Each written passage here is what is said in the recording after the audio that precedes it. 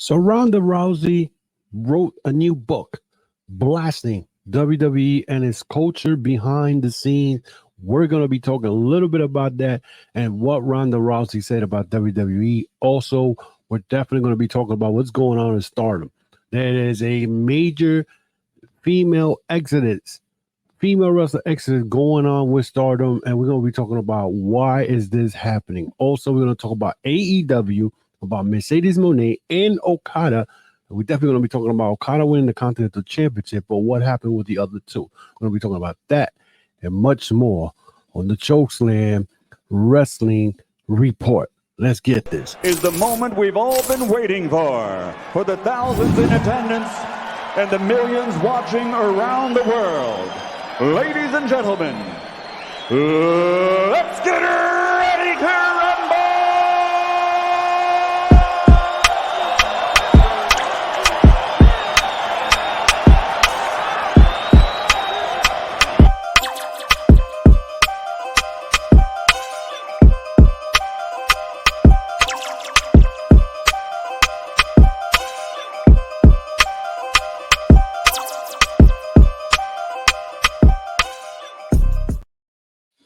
Welcome to another episode of the Chokeslam Wrestling Report. I am your host, the infamous Ultimate One from New York City. We are here today to be talking about Ronda Rousey, the Stardom exodus going on. Plus, we're going to be talking about AEW. So let's start off with Ronda Rousey. Now, Ronda Rousey left WWE after losing to Shayna Baszler and SummerSlam, which it was one of probably the worst horrible matches MMA style they were trying to do there, and it was not a good look for Ronda Rousey. I think her second stint in WWE, you could tell that she didn't even want to be there.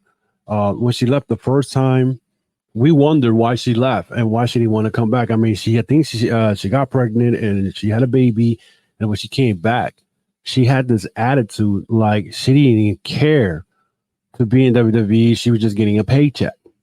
Well, she just did a new book. And in this book, she pretty much explains what was going on behind the scenes of WWE. And she pretty much pointed out Bruce Pritchard and John Laurinaitis. Now, John Laurinaitis is already in hot water as it is. He's playing victim. The latest with his lawsuit situation, he had 60 days to answer to the lawsuit. His lawyer is claiming that Laurinaitis was a victim. We all know it's all bullshit. We know that because he was part of Vince McMahon, yes man, yes sir circle. And Bruce Pritchard is another one that he's still, to this day, still employed by WWE. Now, I don't know why he's still employed by WWE, but his day is coming.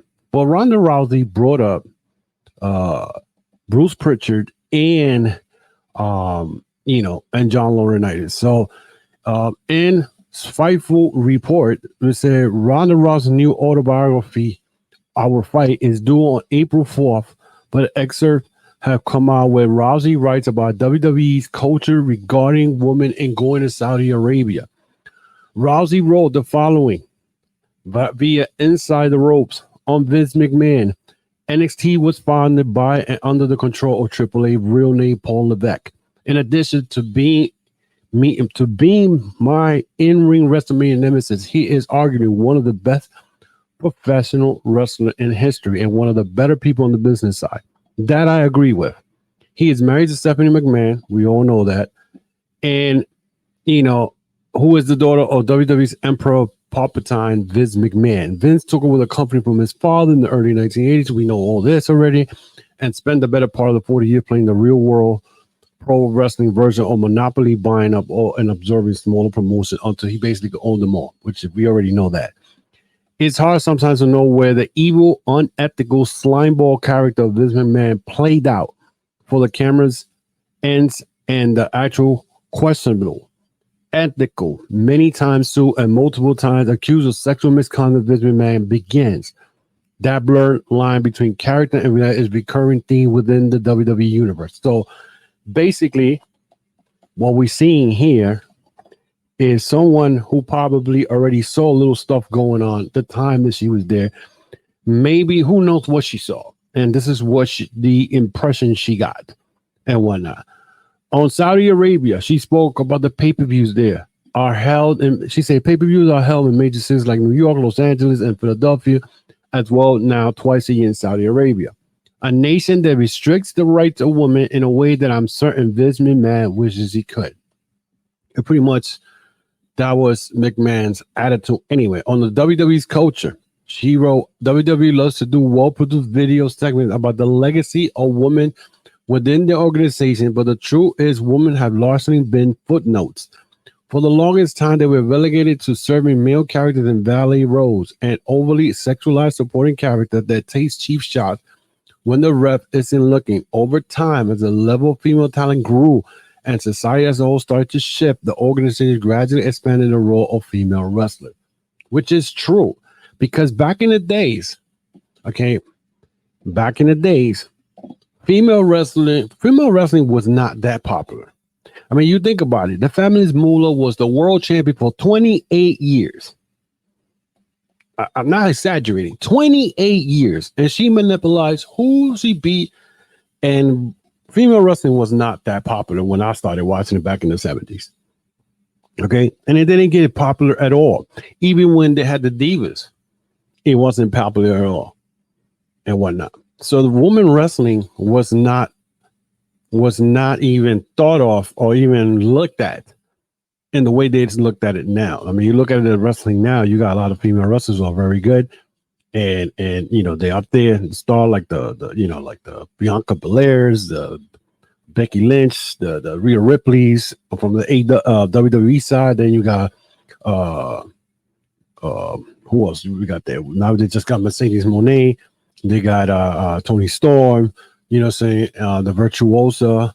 You got a bunch of women now that if you look at it, it's different compared to the way it was in the 70s and 80s. So she continues saying WWE built itself as a sports entertainment organization, and just like in the mainstream entertainment industry, there was by all counts a casting couch culture with men backstage in powerful position pressure female talent for sexual favors in return for airtime. Now, I don't know where she got this from. I mean, I'm probably sure maybe that did happen, but there were so many public accusations and scandals hard to keep track, and more than I'm sure that WWE managed to sweep under the rug, which is true. I mean, the thing with the limousine situation with McMahon and the female referee back from 1986 didn't pop up till like the 90s, and nobody really knew about that until then McMahon got caught with this hush money, and this was brought up again, and he ended up settling in court, giving the woman $11 million. So if you settling in court, that means you're guilty of it. Simple. I don't care what anybody tells me. If you settling in court because you don't want to go to trial, it's because you're guilty. Okay, I want to see him escape on this one now. You know what I'm saying? So women weren't just being demeaned backstage, but center stage. Up until 2007, bra and panty matches with female wrestlers won the match by stripping their opponent down to her underwear, wearing an actual fucking thing, which is true. That's all you saw in the Attitude Era, and these wrestling fans love the Attitude Era because this is the shit you saw on TV. The bras and panties did not leave anywhere, make the woman look like. They try to make the women look like idiots. They make them look like, they had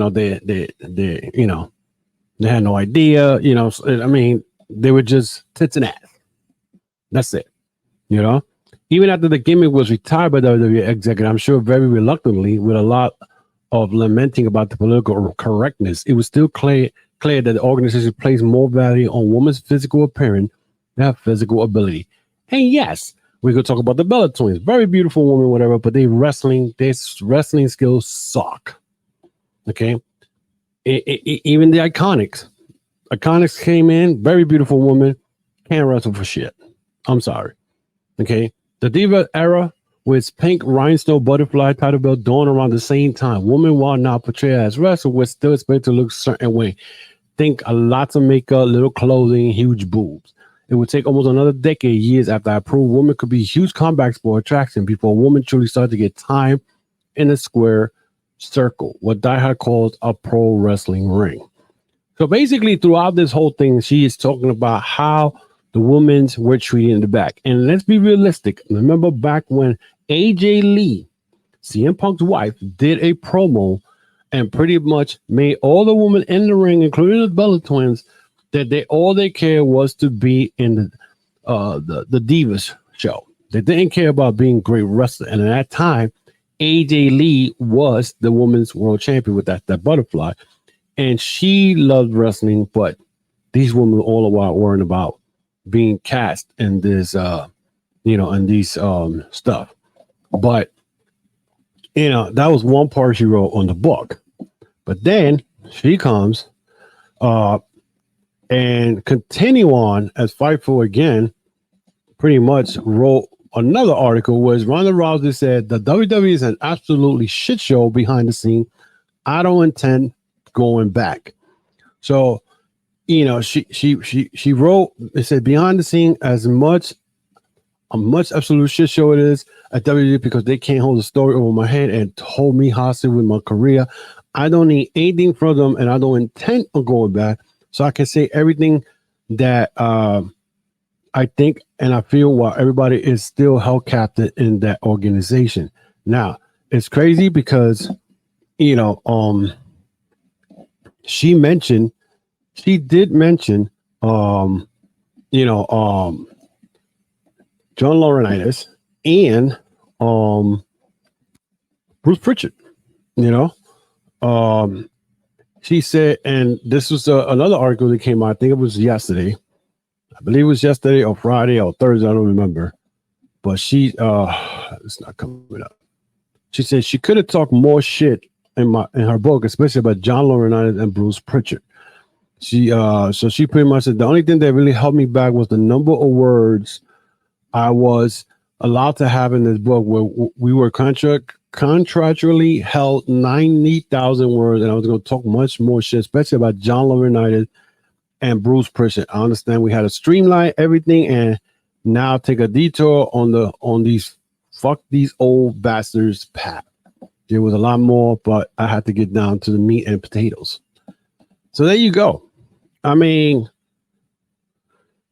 the fact that she mentioned Bruce Pritchard, that alone tells me a lot. I mean, John Laurinaitis, you have to expect it. You know what I'm saying? But the fact that she mentioned, Bruce Pritchard, that is still employed by WWE, that is a red flag. Bruce Pritchard is not going to get away with this. It won't be long before I see Bruce Pritchard either getting subpoena for this stuff, because he knows he's been around Vince McMahon for 30 something years, and you're gonna tell me he doesn't know anything that happened. This man, and as far as it goes to show you, I mean, I was listening to this podcast and say that Bruce Pritchard and John Laurinaitis did not like women wrestling, and that is a fact. I mean, all you gotta do is see what he did to Mickie James, and why Nick Aldis and Bruce Pritchard had a little beef at one point. And Aldis was ready to call Bruce Pritchard out. But Bruce Pritchard, really, he is a yes man. Another yes man. So, it's kind of crazy, but it is what it is. Let's move on to this Stardom, the promotion Stardom from Japan, the Bushiroad company that all these female wrestlers come from, including, Deonna Purrazzo, Toni Storm, Giulia, who's supposed to be the coming in to WWE somewhere in this spring. But as you guys can see, there is reports that a couple of Stardom female wrestlers are scheduled to leave Stardom by the end of this month. And I wanted to bring that up, even though I rarely see this promotion. I see only a couple of matches when New Japan does their show. They had a couple of wrestling matches at Wrestle Kingdom. So, this is the update on talents leaving Stardom, according to Fightful Select. Tokyo Sport is reporting that 4 wrestlers additional wrestlers are slated to be leaving Stardom at the end of March. These names are Utami Hayashishida. Now, Utami Hayashishida was number one in the Pro Wrestling Illustrated, I believe, was a female wrestler in 2022. I'm not sure, it could be 2022, 2021, but she is one of the top females Japanese wrestler. Also, Mirai Yasuki and Mai Sakurai are scheduled to leave at the end of this month. They joined Julia, who was reported to be leaving earlier this month and has received reported interest from WWE as well. All four, along with Julia, are expected to join Stardom founder Rousey Ogawa's new promotion. Now, I'm going to talk to you about Rousey Ogawa's new who is he and whatnot. Hayashishida, 25, is the biggest name heading to Ogawa's promotion. She is the former World of Stardom champion and a 5-star Grand Prix winner, having been one of the top stars in the company since she debuted back in 2018. She has been the leader of Queen Quest since 2022. Hayashishida is currently one half of the Goddesses of Stardom champions with her tag team partner Saya Kamitani. Tokyo Sports added that she has no interest in going abroad and is like to stay in Japan moving forward. Mirai came over to Stardom at the start of 2022 from Tokyo's Joshi Pro Wrestling. Since then, she's been nothing but successful as she become the second wrestler in history of Stardom to win 2 Cinderella tournaments. She's also a former Wonder of Stardom champion and Goddesses of Stardom champion. Currently, she holds the 1/3 of the Artist of Stardom title. Sakurai has been the key act of Stardom since joining the promotion in 2021 as part of the Donna del Mondo. She became quite popular with the live crowd in 2023. She made it to the finals of the Cinderella tournament and was part of the Body Bombers with Julia and Tekla as they held the Artists of Stardom titles in 221 days. So as this link, fans can read more about the Rousey Ogawa intentions to start a new promotion and whatnot. So we're going to go to that in a few moments. Now, Rousey Ogawa, this guy, he was the founder of Stardom, okay? And apparently he got let go somewhere in February for poaching talent. And he terminated his contract. They said Stardom officials were saying that he was warned about poaching talent and whatnot. So, and he was warned. And since he didn't, pretty much it's like he didn't care. Supposedly that's the way they're making him look. He's saying otherwise. So Rousey Ogawa spoke about following Stardom dismissal. He said on Sunday night, Stardom and Bushiroad announced they had terminated his contract, which this was back in February 5th when they made this report. They terminated his contract of founder and executive producer Rousey Ogawa. The announcement stated that Ogawa has been poaching talent during his time as an executive producer. Speaking on Tokyo Sport, Ogawa commented on his party by saying, I was forced to play aggressive cards, and there was harassment within the company to continue, and I started to lose the will to continue working. And because of that, some of the wrestling staff told me I'm not joining the organization again. So basically, once these contracts were over, they were not coming to Stardom. Asked about reporters' plan that he would start a new organization, Ogawa said, new organization? That's right. I want to do it again. What we can do here. There are quite a few things we can't do here because we are a big company. We can't do anything, everything. Finally, Ogawa addressed that Stardom claimed that he was poaching talent and staff. He said, we did not do this. After hearing the rumors, there were a lot of players who wanted to come to this new organization.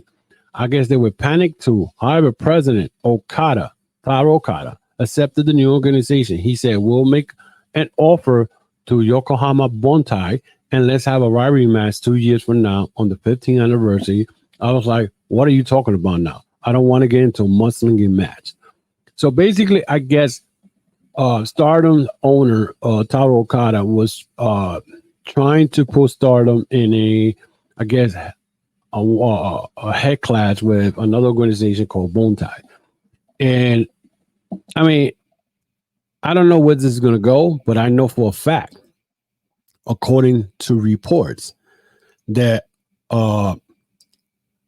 he is going to do a new organization. So, I know for a fact that now me reading this shows me now that you know, that Ogawa is now going to do a new organization, and Julia is going to be there after she finished her Stardom contract. According, there was a lot of reports saying that she was due to finish on the ending of March, but according to her, she got April 12th is her last day supposedly, and she's now she will be going to help Rosie Ogawa with his new promotion. So, and then after that, I guess she will then then she will join WWE. It's crazy because now you got all these talent going to go. They're going to end up going with him. All these women that I just mentioned are going to end up going with him. And I mean, if somebody told me about this, that Julia was not going to go to WWE right away, and that she was going to help Ogawa launch his new promotion, and then after that, she's coming to, she's coming to, WWE. So, right now, I could. She says, it's crazy. It's the whole thing with Stardom is crazy. Julia announced Stardom departure means WWE interest. Here's a report here. WWE has the eye of the entire pro wrestling world. Of course, we know that. And one of the big props is Julia. Deal with Stardom is running up very soon, and fans will see her next move soon. Julia, who WWE has eyed for country for a while, she's made a big announcement about her pro wrestling future. She's leaving Stardom in only a few days, but she did not mention WWE in her announcement. Okay, this is the crazy part. She, while taking the act, Twitter, Julia addressed her current study in pro wrestling. A post slated from Japanese, she announced that only a few days left on her contract. She has finally been officially released. I'm sorry for getting ahead of myself. Confusing. There are only a few days left in Stardom, but pro wrestling Julia is still going strong. So, Rosa Ogawa, a founder of Stardom, was fired in the company. Of course, this is the report that I'm reading. So most likely, she will be going to this company and help this guy out and whatnot. And finally, let's talk about what happened in AEW this week. So, number one, let's go with the situation with Mercedes Moné. Now, my biggest thing. Now, I'm excited that Mercedes Moné is there. It's a big pickup. There's a lot of stupid ass report going around saying that female wrestlers in the back are pissed off because she gets overpaid, blah. But then again, you can't listen to Dave Meltzer and Wrestling Observer News because these people they don't have anything better to do than to come up with reports and talk about how AEW wrestlers are upset. There's always a problem in the back of the locker room, according to Wrestling Observer News. Because, they want you to buy their stupid newsletter and whatnot. Same way that this week we saw Dave Meltzer talking about that TKO had approached The Rock about, hey, you got to keep it a little bit PG, whatever. The Rock answered back and burned Dave Meltzer on the spot. I said, this is horseshit. And this is what I'm talking about with Facebook. All these wannabe journalists that love taking little clips from these stupid dirt sheets and putting it on Facebook and making it look like they got all the scoop. When in reality, you just copy and paste the shit. You know what I'm saying? At least I do it, and I know that that's not coming from me. You know what I'm saying? It's not coming from me, and I'm not getting anything from Wrestling Observer News. That's not going to happen because Dave Meltzer is a fucking idiot. But the one thing that I noticed, the Mercedes Moné, she came out 2 Wednesdays ago and did a promo, whatever. That this week she came out again. And the one thing I noticed, instead of them letting Mercedes Moné video vignette that she did this week, should have done it last week, it would have been better. Instead, all we kept hearing her was, my wrestling career almost was taken away from me. So I'm saying, wait a minute. You fell off the top rope and you landed awkward. It was a wrestling match between you and Willow for the New Japan Strong Women's Championship. Willow did not do anything intentionally. So now it looks like they're going to make Willow a heel, which to me makes no damn sense. And, and now it looks like it's going to be Willow versus Mercedes Moné, and Willow looked like she wanted to hit Mercedes Moné. But my whole point is they overexposing Mercedes Moné already. She came out twice last week. This week she came out twice again. You're overexposing her, and it's getting ridiculous. You know what I'm saying? And she doesn't look like herself in AEW. I think all that damn weave and wig that she has on, that CEO does not, bro. That CEO gimmick is just not her. You could have just left the Mercedes Moné. That's it. Why would you have to put the CEO? CEO what? You know what I'm saying?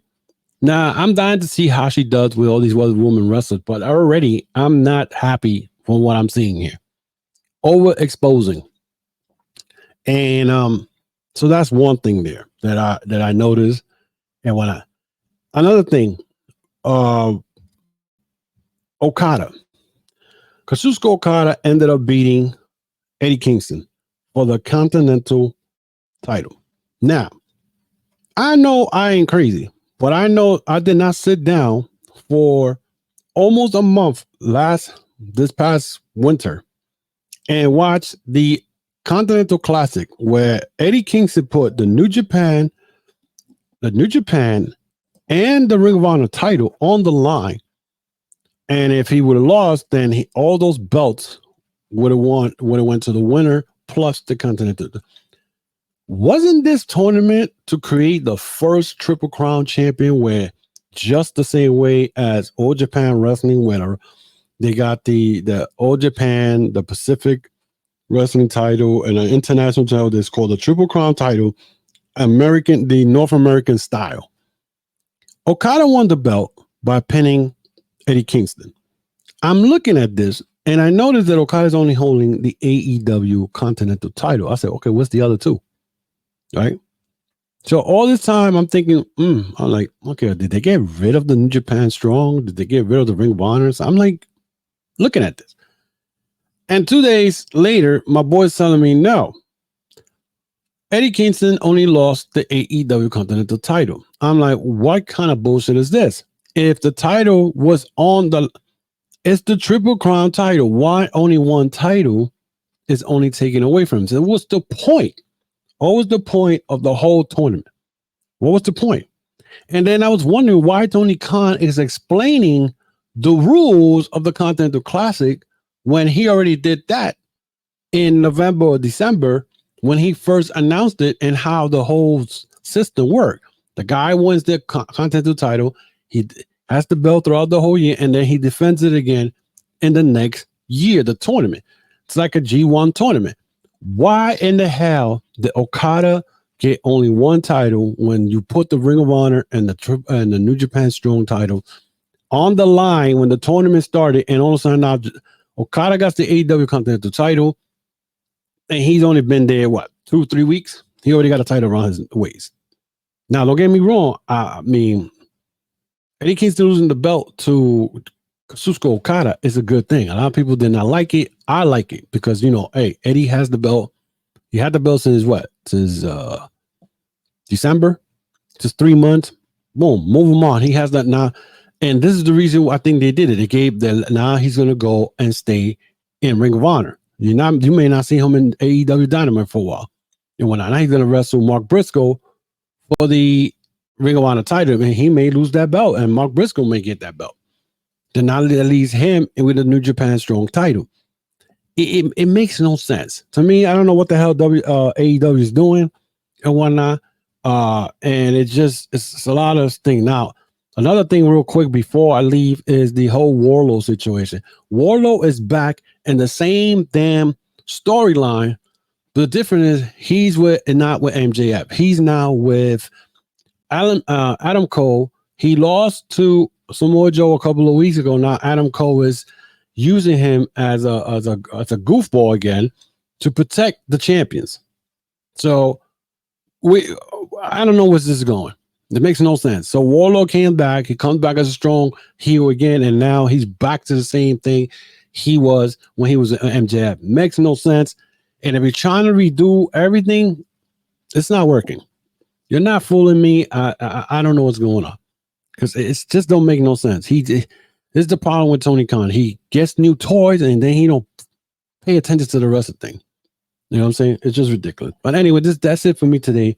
As far as the podcast today, I kind of went a little long, but I just wanted to get here and tell you my thoughts and feelings about what's going on with the Ronda Rousey, the Stardom, and this whole AEW Okada with one title, Mercedes Moné getting overexposed. So if you guys want to follow me on Facebook, Instagram, and Twitter, or X, whatever you want to call it. Follow my also check out my podcast store and whatnot for t-shirts, hats, and hoodies. Go to tcwr.veryimpressive.com. That's TCWR veryimpressive.com. You go, guys, also check out my YouTube channel. I got a lot of content there. Hit that notification bell for new uploads. Subscribe. Share with friends. And I want to thank those who subscribe to the channel this week. I did very well last week. Continue supporting the podcast. And that's what I do. I mean, if you want the real shit instead of rumors and or people making up story, this is the place to be. I'm gonna keep it real. You know what I'm saying? I say I'm the forbidden podcast because a lot of people, I offer to work with them. They don't want to work, so then I guess I'm a solo act, and that's fine with me. You know what I'm saying? I'm fine with that. So if you see stuff on Facebook, Twitter, Meltzer, and don't make sense, trust me, I'll be the first one to tell you that is a lie. Simple as that. So that is it for me today, guys. So I'll definitely again be back next week with more feedbacks and my thoughts on wrestling news and rumors. So until then, guys, I'll see you next week.